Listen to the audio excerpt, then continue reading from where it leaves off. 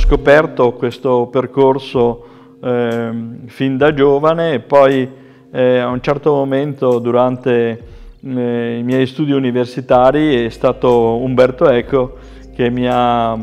parlato della Cabala luriana e da questo sono rientrato in possesso della parte ebraica della mia cultura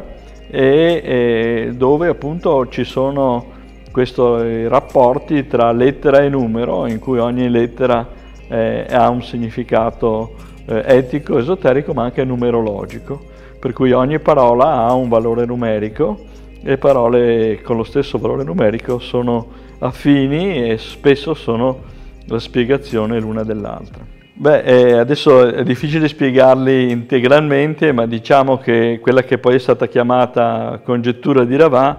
non è altro che una ricostruzione della sequenza di Fibonacci in chiave teosofica. Il numero teosofico è la somma delle cifre di un numero, per cui per esempio 137 è 7 più 3 fa 10 più 1 11, 1 più 1 2,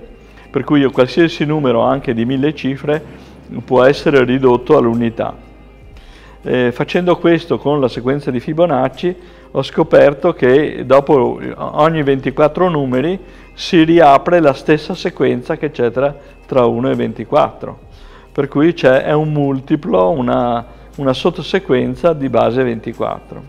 E 24 è un numero particolare perché non è solo 2 dozzine, ma è dal punto di vista ebraico il canone biblico perché è in 24 volumi, ma soprattutto perché è il Kad, Kof Dalet, che è il vaso per cui va a riempire un vaso della conoscenza. Certo, sì, diciamo che fin da quando ero piccolo le asolane erano un punto di riferimento, per cui in periodi diversi Caterina Cornaro, proprio per il suo rapporto con il Bembo, col Giorgione, con il fatto di aver creato ad Asolo nel Rinascimento una corte intellettuale molto forte che ha puntato tutto sulla conoscenza. Poi l'Eleonora Duse, che ha avuto un suo ruolo fondamentale nella cultura italiana del primo Novecento, non solo in rapporto ad Annunzio, ma proprio per capacità sua di canto, di poter interagire a teatro a livelli diversi, e poi anche con la Freya Stark, che è questa inglese che è molto nota in Inghilterra, molto meno da noi, che è letterata e soprattutto grande viaggiatrice fino all'ultimo, perché anche quando aveva 70-80 anni faceva dei viaggi in Africa, in Estremo Oriente anche da sola, che era amica poi della regina madre e ha portato gli inglesi, ha fatto scoprire Asolo agli inglesi, no? Perché anche la regina madre veniva ad Asolo.